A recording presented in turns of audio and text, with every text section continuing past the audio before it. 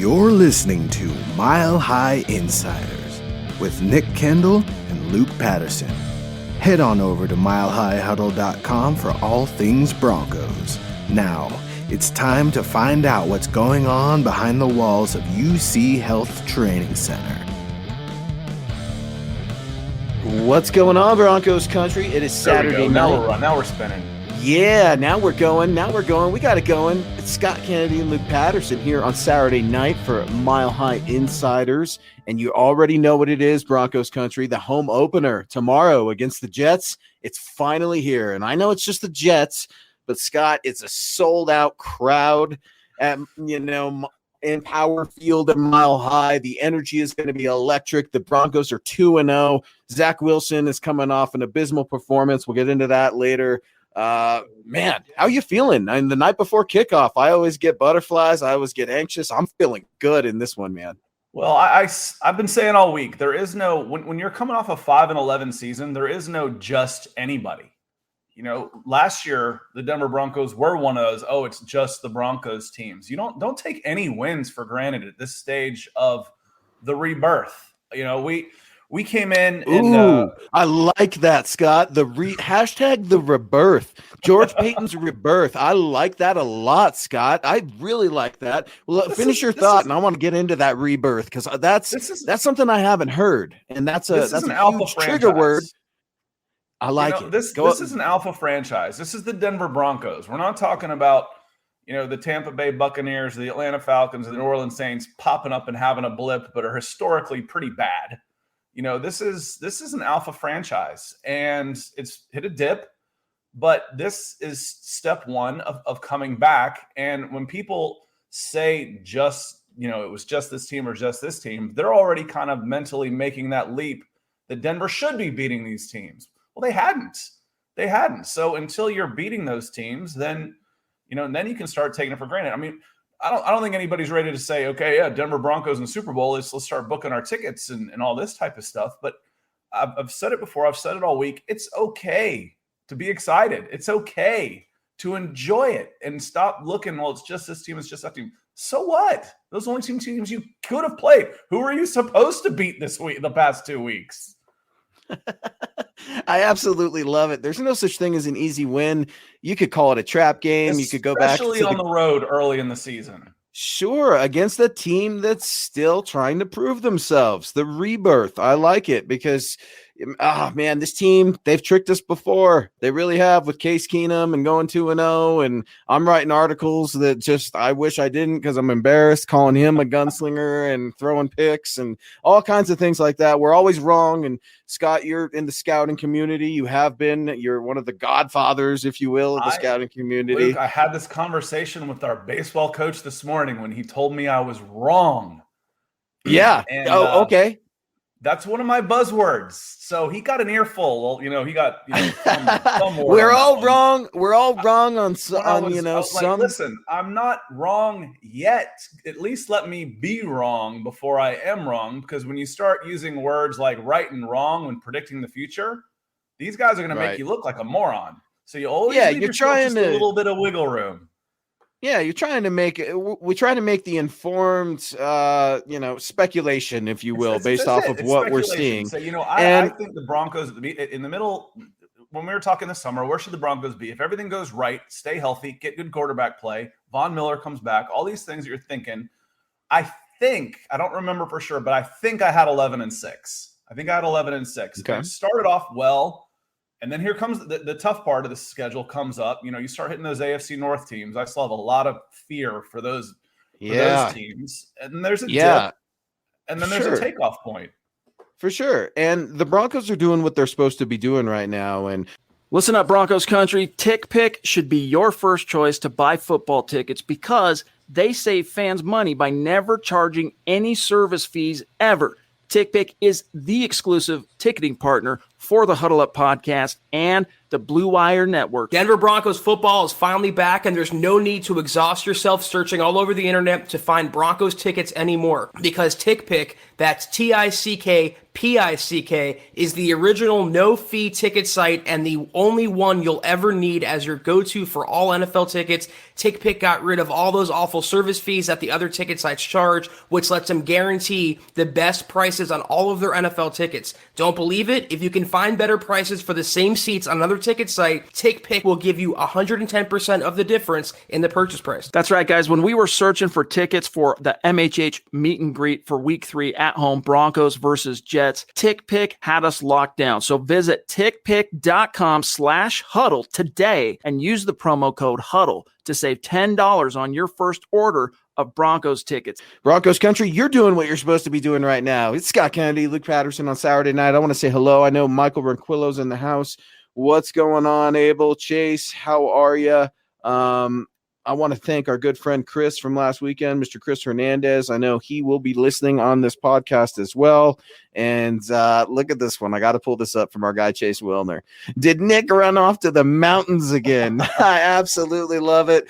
Scott graciously giving us some of his time on a Saturday night. Nick has some family in and some family time that is very important right now in his life. So I'm going to leave it at that, and he can explain later. But Nick's well. You'll see him next Saturday. You'll see him on, Broncos for Breakfast with these two fine young gentlemen every morning, and you'll be able to catch him on Building the Broncos with Scott as well. So do not worry. Nick will be back. Shane, how are you? Good to see you. Jewel the Fool. Here we go. Jets Week is here. I just released my Keys to Victory article last night, I believe. And for me, one of the first things you got to do if we're talking about a defense, you have got to bruise and batter Zach Wilson. This interior defensive line, Scott, they've got to start getting after it a little bit more. No Bradley Chubb. We get it. Malik Reed. Enter Malik Reed. I need to see some sacks, all right? We're 3 games in. Von Miller's the only guy with sacks right now. How do the Denver Broncos generate more sacks or more of a pass rush to get after one Zach Wilson?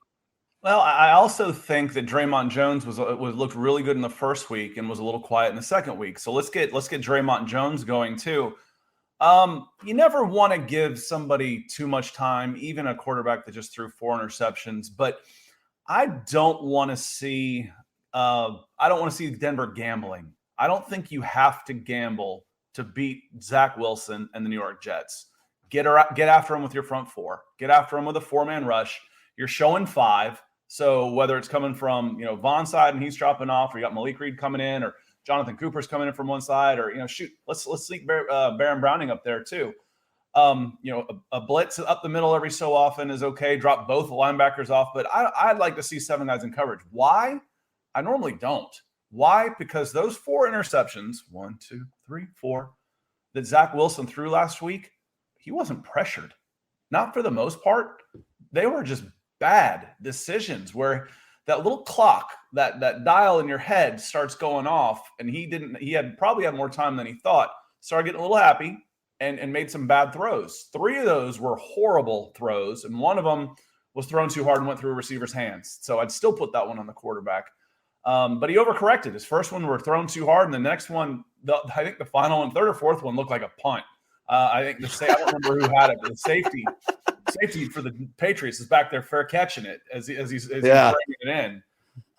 So what I don't want to see is them gamble. There's no reason to gamble against this team. What's a gamble? Like an unnecessary blitz? You don't want to see a corner throw 7-man blitz, an overload. Okay, yeah, jailhouse blitz. Yeah. All right, all right. Blitz. Absolutely, old Jerry Glanville days. Once, can't we see it once though, of Scott? Course, I mean, just okay, absolutely. Just once, All right.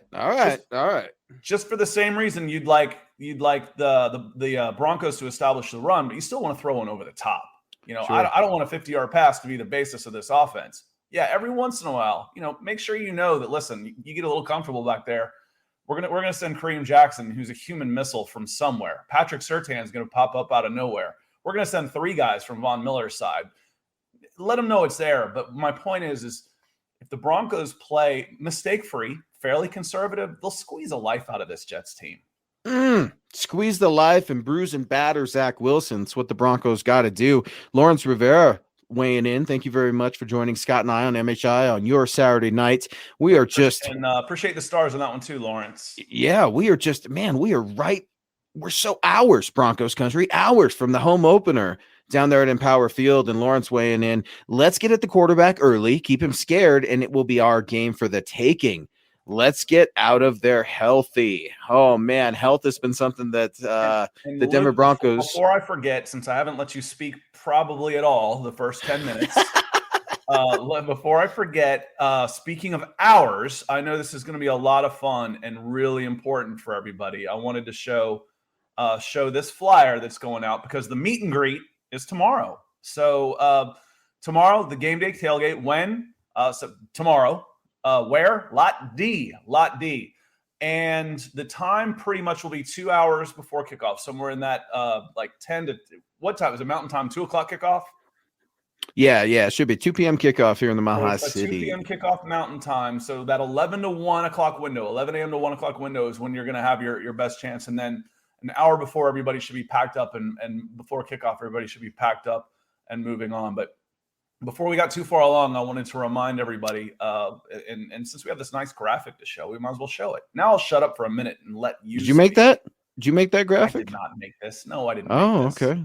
I was going to give you props. Either way, it looks nice. It looks nice, man. I can't do any of that artistic stuff. So here we go. If you're Zach Wilson, are you attacking Kyle Fuller right away? It's been a theme that we've seen the last 2 games from Daniel Jones with the Giants. You saw it with Trevor Lawrence and the Jaguars. I would not be surprised to see a Zach Wilson who has a significant arm. That arm is getting him in trouble right now. Sometimes like Drew Lock's arm got him into trouble. You see some of those similarities. I do like Zach Wilson. I think that his rookie year is going to be his rookie year with the Jets. And for the love of God, New York, please do not ruin this young man's career. He looks about 12, first of all. But I do like Robert Saleh. I'm interested to see what the offensive coordinator, that first year young buck, still got his ears wet. I'm curious to see what he's going to do as well. Mike LaFleur, is that right?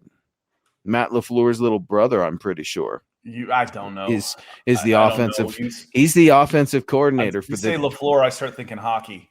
Yeah, so he's the offensive coordinator. Obviously, Matt, head coach of the Green Bay Packers, right? But he's the offensive coordinator for the Jets. In the scouting community, we hear whispers all the time. Scott, I don't know if you heard of this one yet, but he is being mentioned as 2 years down the road, probably going to be a head coach. So I'll be interested to see what he does. He's a Shanahan disciple, right? That Ode to McVay disciple. Curious to see how they're going to do it. We're going to see Javonte Williams finally in the Mile High City, but you're also going to see his old running mate, Michael Carter. Michael Carter well. We both love scouting. We both dive into the draft. We hit the road and we check out some of these all-star games. You've done it for a long time. I've done it for a little bit. Tell me a little bit about Michael Carter and what you can expect from the New York Jets running attack, because Zach Wilson's going to need some assistance there. Yeah, I liked Michael Carter. A good receiver out of the backfield, a little smaller, shifty but not small. Still runs with some good power, but he's more of a third down type of back is what you think of in the old school ways, where you can get him the ball multiple ways out of the backfield. Good shiftiness, probably closer to Melvin Gordon in running style than Javonte Williams, which is why they complemented themselves so well. Going back to a question you had a little bit ago, if I'm Zach Wilson, do I go right after Kyle Fuller? I start thinking a little bit in terms of basketball. Okay. I got a shooter that's cold. I want to run some plays for him to get some easy shots, some layups, something like that, some little pull-ups. I would think coming out early, you want to try and get him going with some screen passes, some quick slants, some easy stuff, some bread and butter stuff, before trying to go down the field again. And Jules the Fool had a nice comment here. Jules the Fool had a nice comment here too. He said, I know Wilson was horrible against the Pats, but he's going to look better this weekend. Don't expect a beatdown like that. I agree. I think he had to have learned something from that. I don't expect another 4 interceptions is what I'm saying. I don't think anybody should. But I didn't see enough to say, let's blitz these guys light-outs and gamble. I think I don't expect a beat down either. I'm just not sure that that's in the nature of this Broncos team to throw 40 up, like Eric said, had a 42-9 score or something like this. I might see a more comfortable type of 27-10 again, like we've seen the past few weeks. So yes, and stay tuned. We will get into our prediction, Scott prediction and mine towards the end of the show in Broncos country. Get yours in, and we will bring them up towards the end of the show. So, all right, Kyle Fuller maybe doesn't test them. I hear you. Right away. Absolutely. Not right away. I wouldn't think of, I would try and get him going early. Like just the same thing. A running back fumbles the ball, give it to him right away. You know, you want to get some screen passes, get some, to out of the backfield or a bubble screen to your wide receiver, a quick slant, anything like that. But try and get some easy completions to get his rhythm going and his confidence back up before you start trying to attack the perimeter again. That'd be my thoughts. I like it. I like Zach Wilson. I liked him a lot in the draft. I still like his potential, but he is a rookie that is swimming in this league right now. It's to be expected. I think Zach Wilson, he's gonna throw for some significant yards tomorrow, folks. Vic Fangio does have a bend, but don't break defense. You're going to see some turnovers. Called the Pat Surtain interception last week. I absolutely loved it. I'm still on my victory lap there. I cannot wait to see Justin Simmons get one this week. And speaking of Justin Simmons, guys, here at MHH, you will have an opportunity to earn a Justin Simmons jersey, courtesy of everybody here at MHH. We've got a really special promotion going on right now where stars are essentially acting as a raffle, if you will.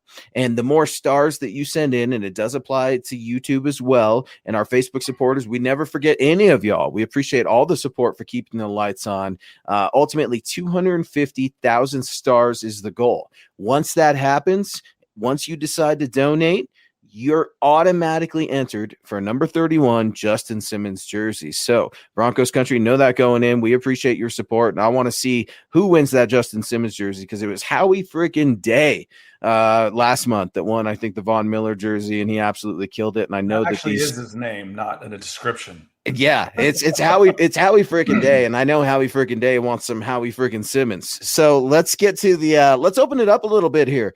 You and I like to flap our gums. It's one of the things we try to avoid in podcasting, whether it be podcasting or radio. But we've got a decent-sized stream joining us on Saturday night. Broncos country is excited for the Jets, as they should be. And let's see some predictions. Here's another big prediction, kind of like Eric was alluding to. Broncos 42, Jets 10. Go Broncos. It could happen, Michael. It really could. Michael, one of our very good friends, Michael Branquillo, of course, always in the running to get that Justin Simmons jersey. We appreciate your support, sir. Here's the thing. I completely agree with Scott. These are still going to be competitive games, and you're going to have competitive matchups. Losing Josie Jewell is a significant blow to the Denver Broncos. Josie Jewell has problems covering tight ends. Now you're going to be seeing the new guy from LA who had the practice squad. I can't even get his name right yet. Micah Kaiser. Yeah, Micah. You're going to get not Micah Parsons, the other guy that I really liked on defense. The other Micah, the practice squad Micah. So there you go. You're going to be getting, maybe some Baron Browning on the edge. I don't love that at all, if I'm going to be honest, Scott. Baron Browning needs to stay in one spot. That spot is inside Ohio State. He is a team player. He will do whatever they want him to do. I'm excited to see some Jonathan Cooper. But, my guy, McTelvin Agene, it's time for you to wake up, baby. Shelby Harris, it's time to wake up, because Draymond Jones will be getting after him. But I think this game will be a little bit closer. We'll get to our predictions a little bit later. Here we go. Benjamin Flores. Let's check this out. 30-17 Broncos. That's, I think, a little bit more fair. Jets will have one garbage time touchdown. Guys, special teams has absolutely killed the Denver Broncos. We were all witnesses in Jacksonville. And Scott, that's another one of my keys to the game, special teams, that I wrote about on milehighhuddle.com. Just please be average. Don't choke. Okay? Like, for the love of God, just please be average and peek behind the curtain. We were talking flag football, Scott and I. I'm trying to learn, and Scott's coached a ton of kids and a ton of sports, so he's given me some words of wisdom. And it's just one of those things, man, where it's like, dude, stay assignment and fundamentally sound, please. It's not always the coach. I hear everybody with the Tom McMahon just pitchforks and lanterns, wanting to go down there and burn down UC Health Training Center to get rid of Tom McMahon. But he's not the problem for me right now. You can only coach what you can coach. As a special teams player, it is your responsibility to make plays and make tackles. Are you worried about special teams, Scott? Yeah, a little bit. The coverage units, and I don't know. I don't know the Broncos well enough historically to know if, is out punting your coverage a problem? With the thin air, does that become a thing? If I go from I'm averaging 48 to all of a sudden I'm averaging 52, that's 2 steps. That's 2 more steps that I got to cover. Well, 2 steps to a return guy is an acre of space. Right. So how do you compensate for that? Now, on the flip side of that, should never be a kickoff return. In the thin air, you should be able to kick the ball through the end zone. There's very few kick returns these days anyway. You should never have a kickoff return up there. You should have somebody that can knock the ball through the back of the end zone, even if he's just a specialist. So Gary Leeds Palmer coming in. Let me see if I can pop him. Where'd you go, Gary? There he is. I got him. Yep. There's got it with the cup of coffee. I appreciate it. Always appreciate the coffee. With the stars. Love it. Loving Scott and Luke. Want to see a break. You know what? I'm so in tune to this now, Gary. I said want to see breakfast. That's what I read when I glanced down. Broncos and Broncos 31-10. Yeah, and Broncos for breakfast is where you can find Scott and Nick on the mornings. Y'all are crazy too, especially on Tuesdays, by the way. These guys are up and at 'em talking and yelling at each other on Tuesday morning. For me, remember. Okay, and then they're yelling at each other a few hours later for building the Broncos. It's the best thing ever. Guys, be sure to get at milehighhuddle.com where you can find all of our best written content. We've got little links over to some film breakdown, if you will, and other really good stuff for Broncos country to view. And here's the cool thing about Mile High Huddle. I'm just going to say it right now. You don't need a subscription with us, all right? We're not going to charge you fees. We're not going to lock up our articles or any of that stuff. Come on over to mhh.com, and we have got your back. Speaking of getting your back, our guy Nate Dogg has got our back with a $5 super. Appreciate you so much, Nate, and go Broncos. Hope you and your family are doing well. Can Brandon McManus just boot the ball into the end zone every time? I think that $5 was going into the good karma bank because BMAC has been the man for a long time. No one's going to dispute that. Look for BMAC, I think, to have a good game. Scott, you had just referenced something that Nate Dogg was throwing down as well. Altitude, kicking in the altitude. It does matter here, and I think that's something that Brandon McManus will have an advantage with. Now, whether the punter and the punting unit they're going to be able to do anything, that's another game, man. That's a whole nother story. So you got kickoff problems. Sometimes punts looked pretty decent. You saw Josie Jewell absolutely obliterate somebody last week against Jacksonville, but no Josie Jewell now. So who is willing to make a play? Give me one name, a random third stringer, second stringer that you want to see make a play, Scott. Someone that Broncos country can keep their eye on. Well, see, here's the thing is my guy in the preseason was a backup, but he was on the DL. So I don't expect to see him so much in punt coverage. Who are you talking about? But that was Desean Williams. Okay. Yeah. Desean Williams was my player of the preseason. So far through 2 games of those random backup type guys, when we mentioned who needs to step up on the DL, for me, Shamar Stevens has flashed more than some of the other guys. So, it's one of those where you're just kind of watching an overview and you're like, oh, who is that? Oh, Shamar Stevens again. So, I think he's been playing really well. And I want to call out some people that are coming in here back to back here with the stars. We certainly appreciate it. Randy, thank you very much. Thanks, Randy. Katie, again, that looks, my if I was a Warshak, that looks like a cup of coffee to me. It's probably I'm wondering if this is my friend Katie, who I used to work with. If it is, I sure appreciate the support. If not, I still appreciate the support. Yeah, if not, we got a new friend. Yeah, so, if not, we got new friends. But no, really appreciate you guys. And Muhammad coming in. If y'all have any questions or anything, Mo is my guy. I will interrupt anybody to give Mo a shout out. He's our MHH Mile High Huddle male model, always repping our swag. And guys, if you want some swag like I've got, and Scott, what the hell? We got to get you some MHI stuff. We got to get you some building the Broncos stuff. Breakfast stuff is available now. I've got to get a Broncos for breakfast hat. Broncos for breakfast, guys. You know where you want to get your gear? You want to get your swag? Get your swag on over at the huddleuppod.com store. That's the huddleuppod.com. Get your swag on, guys. You can find us on Twitter as well. at Mile High Huddle. Specifically this show, Twitter at MHI_pod. I'd appreciate it if you guys gave us a follow because, Twitter's the most important thing ever. And we would appreciate your support. We've got lots of eyes on us all the time. And Katie's saying, yeah, it's me. What's up? Hey, good to see you, Katie. I hope you win that Justin Simmons jersey. You are officially in the running. And I take care of my friends. Happy anniversary, Katie. A happy belated anniversary to you and your husband. Hope y'all are doing well. Scott, I see a lot of conversation here in the comment section, a ton of it. And Broncos country, they're wanting to know what's going on with the Broncos interior offensive line. Garrett Bowles has looked solid.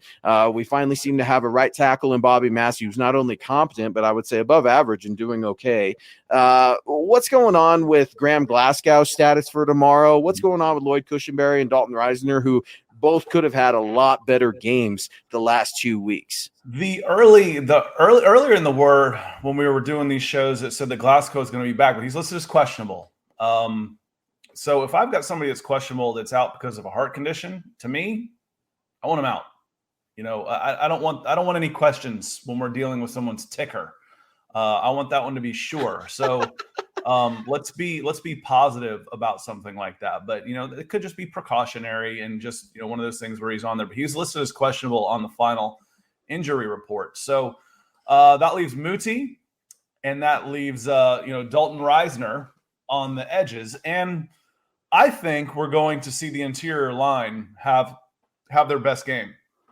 We're going to see some improvements. Some of the problems that they were having were schematically. They were overloading the box. They were absolutely stacking 8 guys in the box and attacking the interior line. I don't think the Jets are going to do that. The previous games, we had the Giants and we had the Jags. They were daring Teddy Bridgewater to beat them, right? They were daring him. Well, guess what? Teddy tore him apart. He scorched him, but Scott, Teddy can't throw any deep balls. Teddy two gloves. Teddy checked out. Scott, no, Teddy can't do this. I'll say it for the 1,000th time. The deep ball isn't about arm strength. It's not. Every quarterback in this league, any quarterback pretty much from the college level, most of them in high school can throw a ball 50 yards downfield. That's about play action and beating someone deep. That's not what the deep ball is. When you start talking about arm strength, the money throw, when you're watching guys, can they play in this league in NFL? It's the outside hash on a 20-yard out. Can they get the ball there or not? If they can, they've got a chance to play in this league. It's not about throwing a deep ball on play action over the top of the safety. That's not about arm strength. Every quarterback in this league can make that throw. So Teddy's got plenty of arm. But I think he's actually looked better than any of us were expecting with his release and his arm strength. And part of it could just be comfort and confidence. And the weapons that he's got at his disposal are probably better than any he's had in his career. Well, and his ability to not only stay calm under pressure, Scott, but improvise, throw on the run, do some things that he used to do before that horrific leg injury. It's bizarre because in a few plays, you see some shades of old Teddy. Now, he's not as fast. He's not as agile. He's not cutting people up. But it's bizarre and it's working and it's a pleasant surprise. And Broncos country, get on the Teddy B train. Speaking of getting on the train, supporting everybody, Justin going to be getting on the train and coming here to the Mile High City. Scott, a $20 super. Appreciate you so much, Jay. So excited. I'm heading down from Wyoming as we speak to meet the MHH crew and watch a blowout. There's another one. Thinking of another blowout with the Jets. How great would that be? Okay, we're talking offensive line. Appreciate the support, Jay. I hope safe travels, by the way. My underlying point that I could fit in a tweet is the Broncos are going to have more room to run the ball than they've had in their first 2 games. By default, the offensive line, the interior offensive line is going to look better because they're not going to be overloaded. So let's look for improvement in the interior offensive line. I hope you're right. I hope you're right. I do respect Robert Saleh. I do like the defensive linemen in there. Rankins, Williams, CJ Mosley. Do not sleep on CJ Mosley. Go back, you start watching some tape. Those guys can get after a little bit. I think it's going to be a really, really good test. And let's get to one of our young ladies that's joining us tonight on MHI. And please, please, please correct me if I butcher your name because I'm very sorry. I want to make sure I get this right. is that her coming in? I'd go Kayla to start. Kayla. Oh, okay. See, that's just me being a goop. Kayla, but that's Kayla. All right. So I'm so sorry, Kayla. That's why Scott's here to correct me. No, I'm not saying I'm right. That'd be my guess though. But we've got boring. Well, I'm a lot older than you, but I got boring Gen X name, Scott. Let's get that one back. Yeah, no, not at all, man. Kayla, appreciate you so much. Very pretty name. I do like the spelling. Teddy brings leadership, guys. You can tell the team wants to work harder for him. The Broncos have been missing that since Peyton left. Kayla, I absolutely love that because that intangible is something that I've been speaking about and spewing out of these lips, word salad, writing it on all the articles for my training camp journal. When I was out there, it was so easy to tell that this team was falling in love with Teddy. They respect him. They ride with him. They play for him. He's down there hanging with the defensive linemen and then the defensive backs, in practice. That's something that you don't see. You didn't see Drew doing, and there's no fault to Drew. It's just who Teddy is, and he is that survivor, and I love the leadership. And one thing that we got to see, and I know you and I didn't really get to talk about it, we got to hear Von Miller in that week 1 game saying, to quote Kayla, hey, man, we haven't had this since 18 left. And those pep talks and those things that you're doing, we believe. And I need that. Von Miller needs that. Super Bowl 50, Von Miller, 3 sacks. I'm getting all excited and choked up here. He's already just dominating. He's saying he believes in Teddy, and it's hard to get him rah-rah. Kayla, I absolutely love that. That's a very, very important point. What do you think of Teddy's? Correct us. It's Kyla. Kyla. Okay. Kyla. Appreciate you so much, Kyla. That's a very good point. What do you think of Kyla's comment there about Teddy's leadership? How much does leadership matter on this Denver Broncos offense? Well, what's funny is when we first started talking about Teddy Bridgewater, I've covered Teddy since he was a junior in high school, and he was a Pied Piper in the most talent-rich area in the country for prep football down in Miami, Fort Lauderdale, the Dade Broward counties. I firmly believe that he flipped the fortunes of 2 programs by choosing Louisville instead of going to Miami, because if he had gone to Miami, the Miami Hurricanes would have gotten any kid for the next 3 years out of that area that they wanted, like they used to. That's how important Teddy Bridgewater, the person, was in that area. Well, and that's why he didn't go to Miami, because the person was too good for Miami. We know how Miami rolls. Well, whatever it was, there was coaching changes in there, whatever it was, when Teddy didn't go there, it was extremely detrimental. It wasn't just about, the quarterback that you didn't get, because he was a great player, but just what he meant down in that area. It's like, oh, if Teddy's not going here, why would I go there? But I mentioned, I use the word leader of men, back in June or May when we first started talking about him, and the eyes were rolling. I was getting eye rolling, oh God, he called him a leader. I'm like, it's important. It is, but it's kind of like saying, talking about, someone you're going to go out a date with, that person's got a great personality. Oh God. It always comes back to personalities, but it's one of his best attributes. It does. And I've said, whether you wanted Drew Lock to start or whether Teddy Bridgewater starts, if Teddy wins, if he plays great or not, he is really, really easy to root for as a fan because he's such a tremendous person. And you see how quickly this team is bonded around Teddy Bridgewater. He's a veteran. He's been around the league. He's come back from things. He's been to the Pro Bowl. He's done all these really good things. And one of his Teddy, like, if it was somebody else saying it, you might roll your eyes too, but he goes, I don't know about the starting job, but I'm just here to try and make these guys, it was Ted Lasso like, try and make these guys be the best versions of themselves on and off the field. I swear to God, he was quoting Ted Lasso. Ted Lasso was quoting Teddy Bridgewater. No, Teddy Bridgewater's the man. And here's the thing. He's authentic. Teddy knows who he is, and that's how players describe him. He's the same, morning, lunch, and dinner, man. He's the same guy. And guys respect the real. They keep it real, right? You got to keep it real with guys. Otherwise, they don't trust you and they don't believe you. False bravado only goes so much, and it doesn't go anywhere in the NFL. But speaking of Teddy Bridgewater, here's a really good question that Broncos country is talking about, coming from our guy, Sky Griffin. Thank you so much for joining Scott and I here on MHI tonight. Appreciate you, Mr. Griffin. Hey, guys, all that Teddy love, would you sign Teddy to a 5-year deal? Now, I don't know about the 5-year deal, Sky, but the conversation is definitely coming up. You know, if Teddy continues to play this well, do you come to him and talk about maybe another 1 to 2 year deal?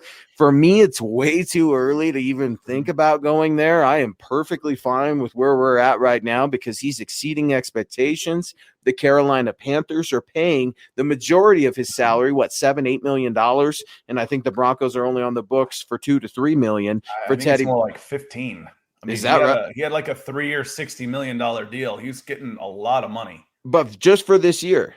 Just for this year, though, I was pretty sure, and correct me if I'm wrong, we can get over to Spot Rack. The Broncos are paying pennies on the dollar. Right, they're paying like 4, but I think that means that the Panthers are paying like 15. Oh, that's so much, man. Good old Matt Rule, right? And we all saw that mess. Christian McCaffrey, get better, bud. J.C. Horn, get better. Turf absolutely kills me. But no, you got to see Teddy continue to play well. The biggest thing for me, Teddy's going to turn the ball over, folks. It's going to happen. All right. It's going to either be a fumble or an interception. Now, as soon as it happens, I know there's going to be some chirps for Drew Lock and everything like that. Bad plays happen in the NFL. These players are too good. Guys get caught. Things happen. You know, I'm trying to clean it up for podcasting. Happens in the NFL. All right. It's just kind of the way it goes. So if you see a turnover, if you see something like that, do not panic because his teammates aren't going to panic. And that's something that I absolutely love from Teddy Bridgewater. Panicking does nobody any good. Absolutely never. You can't go anywhere by panicking. But before we go any further, I want to open it up just a little bit more. Our guy James is coming in saying that'd be a great deal. Peyton GM of the year. Not sure if he's referencing the Teddy Bridgewater deal, but Scott, what do you make? Teddy Bridgewater, do you re-sign him? Do you wait a little longer? Well, what do you if you're George Payton, what are you thinking? I'm going to answer the question as it was asked. Do you sign Teddy to a 5-year deal? No. Why not? Injury history. That's too much. Is that it? If it's for that, yeah. I mean, and depending on what the price is, has he proven over a long enough time that he's going to be a top 10 quarterback?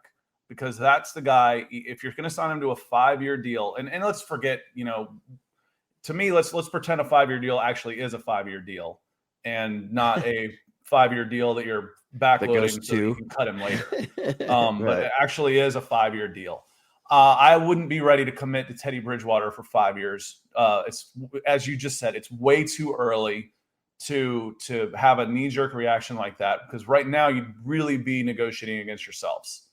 And let's get a bigger body of work before we start making those type of decisions. Would I start thinking about an extension, a 2-year deal? Yeah. And let's get in his ear and say, hey, let's start thinking about a 2-year extension on this. Nick and I got into this a little bit about what it would cost, and I started thinking 10 to 12, and he threw out the word 20 again. I'm like, 20 is going to be high. 20 is going to put you in the top 8 or 9 quarterbacks, and I don't know that Teddy's going to be there over the course of 17 games. But 8 figures is nothing to sneeze at. You go 10 or 12 million, Teddy, it lets us build around you. It doesn't handicap us the way we see some other teams, Atlanta Falcons, who can't do anything because the quarterback's contract situation is too prohibitive. So you make that sales point. But no, 5 years right now, no. And for a 2-year extension, I'm still going to hold off. We're only 2 games into a 17-week season. I'm not quite there yet. And wanted to grab these stars real quick from James when we were talking about the the leadership and the intangibles and all those type things. And he says you can be a great guy, but if you don't lead by example, you can't really be effective. That seems to be the problem we've had since Peyton F. and Manning retired, unless his middle name actually is F. And I actually had a different point with this as well, because you're right.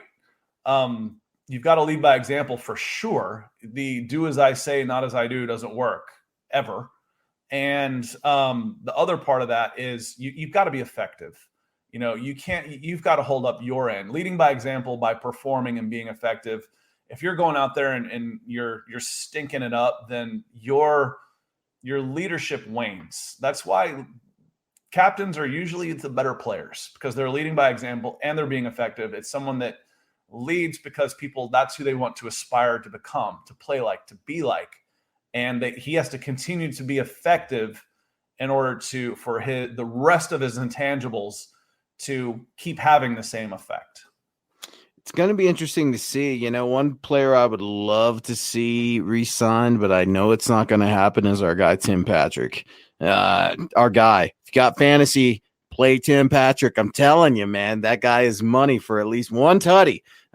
Love Tim Patrick. I know he's going to go to another team eventually and be a Pro Bowl wide receiver, and I cannot wait to see it because he looks great in orange and blue. I'm just not sure how long his future is going to be with the team. But before we go any further, Shannon Mills joining the show on MHI. Thank you very much for joining Scott and I before the Broncos open up against the New York Jets in a matter of hours. And Shannon sounding off, Teddy doesn't get rattled. He makes plays happen and has earned the respect of players. Due to that poise in his leadership. I want to say that one more time. He has earned the respect of the players. And you're starting to see those things start to come out. Now, I know Broncos country, the most educated fan base in the NFL, is aware that Teddy had KJ Hamler's locker moved over. I'm very frustrated with KJ Hamler. Now, it's a leadership move for Teddy, and no secret to anybody on these airwaves that I am very good friends with a local radio station here, and I'm disagreeing with a couple of good friends there because they're saying, KJ gets it, Luke. Calm down. He's hard on himself. He's staying after practice. Scott, I think he's overthinking it. KJ not having any fun out there, and KJ needs to have fun. I don't need him going up there being Jerry Judy's bodyguard in Minnesota. That's my own, get off my lawn guy moment. But I need KJ to focus just a little bit and let everything else go, because this man has got the tools. He did drop a lot of balls in college coming out of the draft. I don't have to tell you that. You've done a huge dive into KJ Hamler. I already know it. What's going on with KJ right now? Because there's no connection between him and Teddy. You're seeing a one-legged Cortland Sutton get some really good reps, get that feeling going again. You're seeing Timmy Pats. You're seeing Noah Fant. What's going on with KJ Hamler? It's early. It's early. He's early. Young. He's a track star. No. You know what? Season. You said there's no connection with him. So let me bring up the box score. Calm me down. Walking me off the ledge, Scott, because I'm upset and I'm angry. All right. Here we go. Someone's got to be left out, right? What have I heard constantly since I've been on here is we're not targeting, we're not using the tight ends. We're not using the tight ends.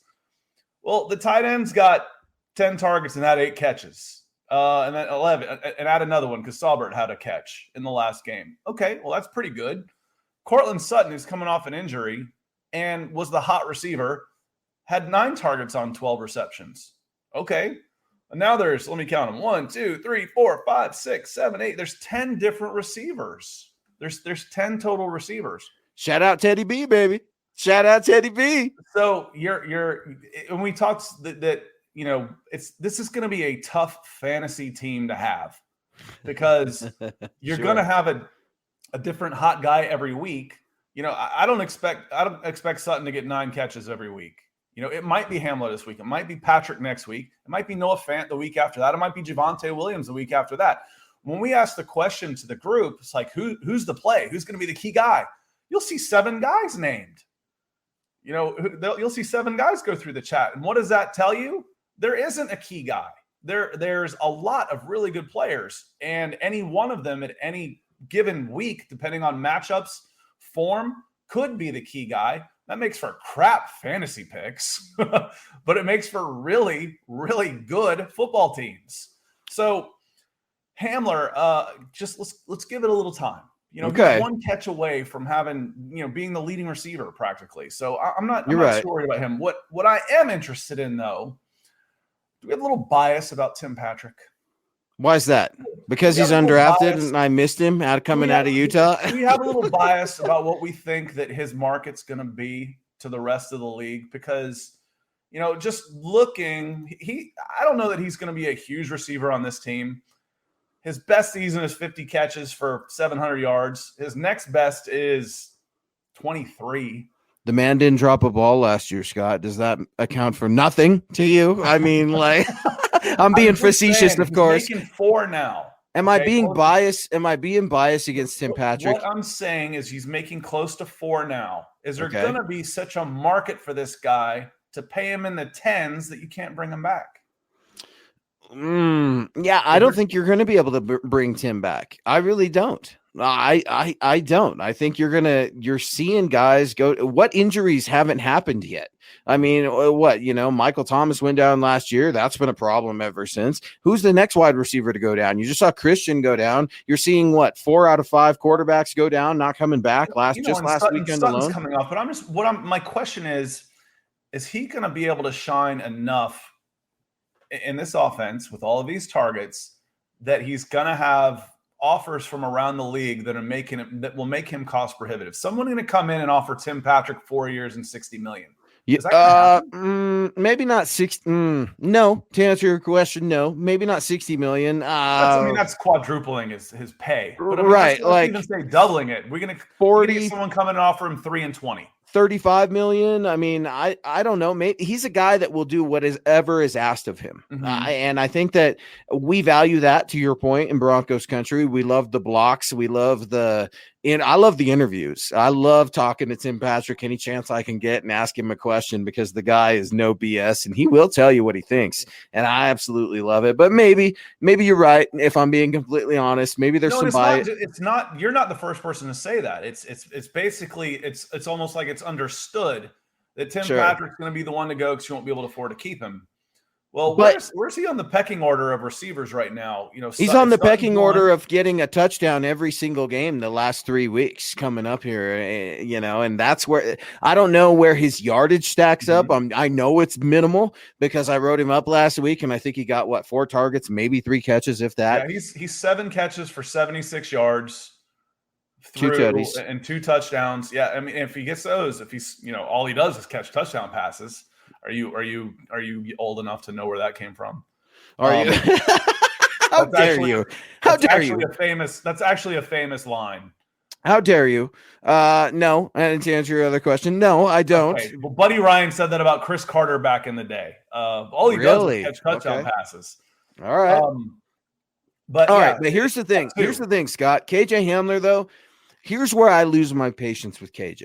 When he is already on his break and not turning his head around. You see Teddy getting after him a little bit. Like, come on, man. That's a you got to be dialed in. You got to be ready to go. Just because you don't know I'm going to go to you. I mean, come on, KJ. You're better than that, baby. I know you're better than that. Expect the ball. It's coming. Expect the ball. Expect it. Expect the ball, and that's something that we've got to try and see. I want to get to one of our good friends, Michael, coming in here saying, Teddy Bridgewater goes to his Broncos players and tells them, great pay, let's keep it up. It's great being, with the Denver Broncos. Michael Ronquillo is such a diehard fan. I absolutely love it. Shout out to my Gage. Number 1, Michael Ronquillo is sitting number 1 on top. Oh, Michael Ronquillo. Mike, you coming with that Justin Simmons? Someone asked, does it matter which podcast that the stars go to? No, it matters that if you're just on that channel if you're donating stars, it goes to the your overall total. Whether it's Broncos for Breakfast, Dub Valley Deep Divers, Mile High Insiders, Huddle Up Pod, or there's one more. Dub Valley Deep Divers, Huddle Up, building the Broncos, MHI, Broncos for Breakfast, reaction. Yeah, all that good stuff, man. It's absolutely great. No, shout out to everybody joining us because we are finishing up our last little bit here. Peter Middleton, our guy. Peter Middleton, Scott, has been with us since the beginning. The show's been going on just over a year, coming on a year and a half now, and Pete, absolutely love you. Hope you're doing well. Patrick's become a red zone threat. Timmy P. KJ is still young and needs time, but he needs to hold on to the ball. You're right. You're right, Peter. You're right. He is young. We knew this coming out of college. This was a problem for him. He finally has a quarterback to steal Mark Schlereth, right? The great Mark Schlereth, love stink, good friend of mine. He's always making fun of me. You guys would love it. But he's always saying Teddy Bridgewater nurtures these wide receivers. He nurtures Alberto. I like that term a lot. You're talking rebirth. What does a veteran quarterback nurturing young wide receivers do for an offense and a team in general? It keeps them from getting too high or too low, almost like a baseball mentality. You know, it's like, hey, kid, I've been there. We've all had games like that. No, you don't. Talking about coaching kids, getting back to that, is you never yell at a player for a physical mistake. No, it's not like, personal. None of it. Like, you got to catch that ball. No kidding. Thanks, coach. I had no idea I was supposed to catch that ball. If you hadn't told me, I wouldn't feel. Now I don't feel as bad because I didn't know I was supposed to catch it. So yeah, he's going to get yelled at. He's going to catch crap. But, Teddy Bridgewater has thrown enough interceptions, fumbled, and all veteran quarterbacks have had their crap days, that to go in and say, listen, kid, it's going to be fine. We're going to need you. Keep your head up. We're going to need you. You're going to make a play that's going to win a game. So keep your head up. It's huge. It's huge. You don't get to that level without having a significant arrogance about you and confidence in yourself. But as the quarterbacks, they mature, and some of them are just different. Like Teddy's always been this way. They make the guys better around them a lot faster than some of the other players. And, one of the questions that was asked earlier was, can he elevate the guy? Can Teddy Bridgewater make the guys better around him? Absolutely, he can. They're all going to be better. He can make them better. Not because he can hit a guy on a 20-yard out, because another quarterback with stronger arm can do it at a tenth of a second faster, but because he's going to be more accurate. He's going to spread the ball around. And part of that, I saw you kind of give a cheer when I mentioned 10 receivers. He's going to keep everybody involved. And that should keep them more alert. And you practice harder, you work out harder, you do all those things to be ready. KJ, be ready. It's coming. And that screws up the defense. The defense has no idea where you're going, where Teddy's going. He's got so many weapons. You're right. I mean, it's an embarrassment of riches, something the Broncos have not had. And what we learned coming out of this, like I said, it could be somebody else. I learned as a defensive coordinator, crap, Cortland Sutton's back. I got to worry about this kid. Wait till he gets healthy. Wait till he's 100%, folks. Because you know what I mean? If I'm a defensive coordinator, I'm like, all right. Now I gotta roll a safety over there. I got to do something with my coverage. And guess what? That means Javonte Williams and Melvin Gordon are going to be gut punches for 4 quarters. Did you just say Javonte Williams? Are you talking about my guy Pookie? Because Pookie's going to get a touchdown. Finally, Broncos country, it's going to happen. You heard it right here. I know I will not be eating crow. Melvin Gordon might even get one as well. But guys, Pookie is going to be introduced to Broncos country. I want to see that mile-high salute. He's angry. He's mean. He doesn't like to talk to the media. He's a workhorse. He's a former linebacker, valedictorian, recruited by every Ivy League school in the country. I'm telling you, watch out, Broncos country. Pookie is coming. And Scott, I cannot wait to see it. And guys, we're kind of starting to wrap things up here. Appreciate you so much joining us tonight. He is Scott. I'm Luke. It's MHI. And we are getting you ready for Broncos Jets, the home opener. Lord Deer coming in with a very generous super chat. Appreciate you so much. Hope all is well. I absolutely love the start. Cautiously optimistic. I still see 9 wins. Can we get to 10? Okay, so let's say the Broncos. There's 15 games left, so 7 and 8. I'd be a little disappointed with 7 and 8. LD. If the Broncos finish 7 and 8, for the next 15, I'd be a little disappointed.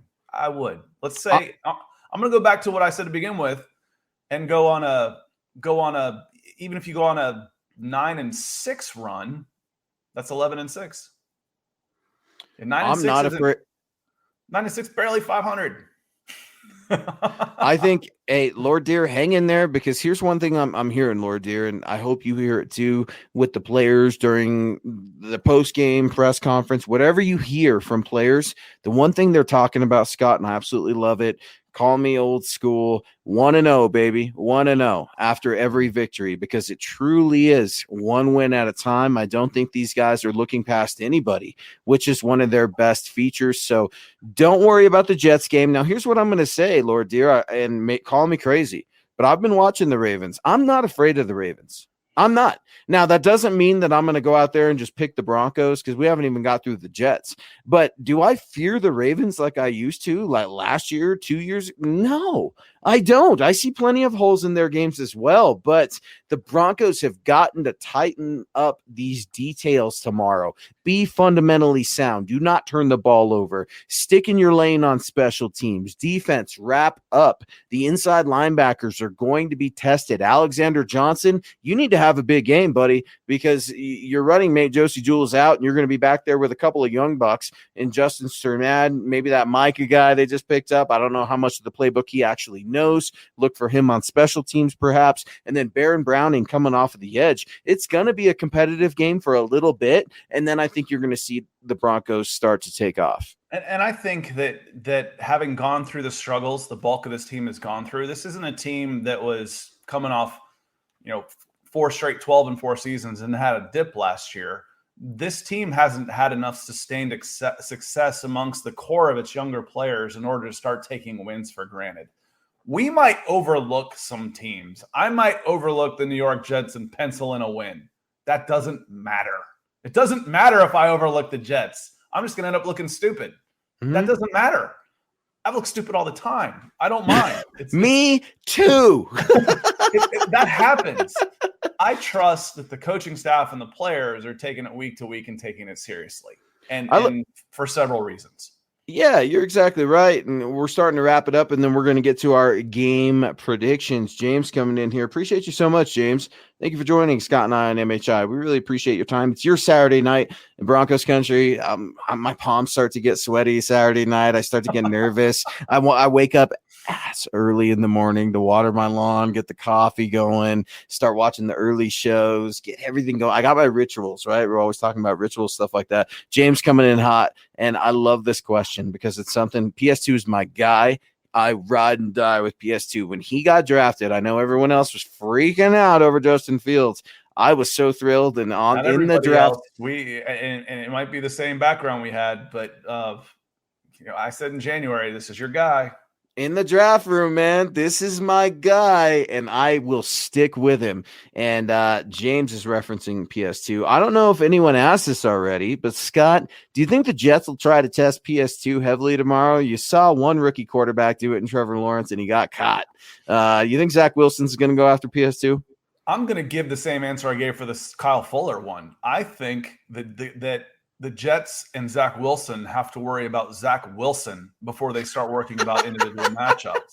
I think they got to go short and easy. Yeah. Start getting some easy completions, some bubble screens, some little arrow routes, some little angles to the running backs. So I think you're going to see some slot receivers and some tight ends and some running backs before you start testing the perimeter of this defense, because he's coming off 4 interceptions. So he needs to get some. They may go after him later, but they're going to have to try and get Zach Wilson in a rhythm. I would expect a short passing game to get started just to get that kid some confidence back. Look for the Jets defense to have a lot of cover 3. Look for CJ Mosley to be very active. It's a tough middle of the field in the defense, if you will. So just watch that Broncos country as we go. We all wrote about it on milehighhuddle.com. I've got the Broncos winning 34-17 against the New York Jets. I think you're going to see some similar football as we saw in Jacksonville. I think that the emotion, the energy of the crowd is going to be just intense, man. And I'm smiling. I'm getting goosebumps just talking about it because we've all been there. We've all been a part of Broncos country, and we know that Mile High magic that happens in there. I'm expecting turnovers. I might even expect one to go back to the house. You name them. That's going to be the defender. Take your pick. Maybe it's time for Kyle Fuller to get some little bit of redemption. Maybe it's PS2 again. Who knows? But it's going to be a good game. You're going to see the Broncos make mistakes. Those mistakes are going to happen on special teams. And one more point about not overlooking the team. The first home game with full set of fans in how long? 2 years? Years. Yeah, 2 years. It's like that Titanic meme. It's been 84 years, right? That's how long it's been since these guys not let the Denver Broncos take this team for granted. No, dude, Zach Wilson is going to be piddling in his pants because he's got Von Miller, Draymond Jones, Shelby Harris, Mike Purcell. He's got Malik Reed. Heck, do not be surprised to see Alexander Johnson blitz that A-gap, folks. You know he loves to do it. He does it very well. This Broncos D, Coach Fangio, I hope you're ready to bring it tomorrow, man, because I've got high expectations for your defense. The offense, stay competent, stay energized, move the ball downfield, keep your defense healthy and off the field, and we'll be ready to go. Scott, give me your score. How do you see this one going? Broncos, Jets, season opener. Tell me something I love. I like a very comfortable 27-10, 27-13. I think DeAndre Witherspoon had that same score. I like that so. One. It could be very similar to what we've seen where the game is close by score after 20 minutes.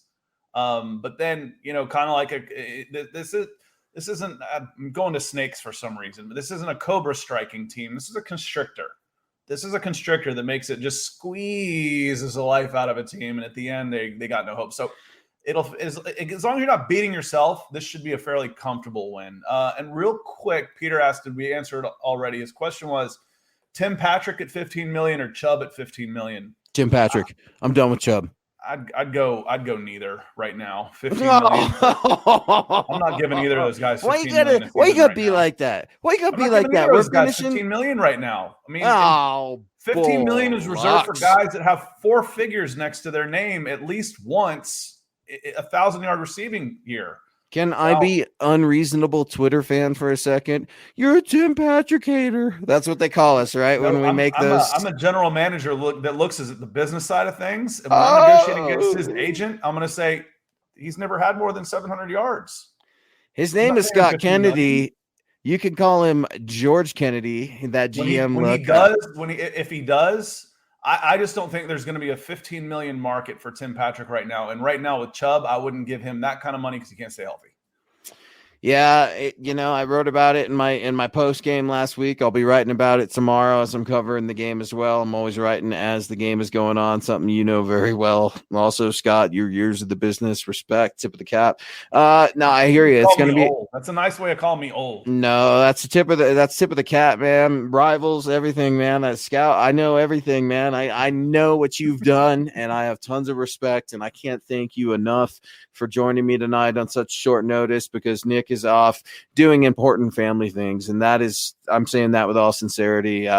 Sometimes things are bigger than football. Sometimes things are bigger than covering this specific show. And that's one of those circumstances with family right now. So appreciate you so much. Broncos country. Y'all absolutely killed it tonight. I love seeing all our little thumbs up. Be sure to subscribe, like, and share.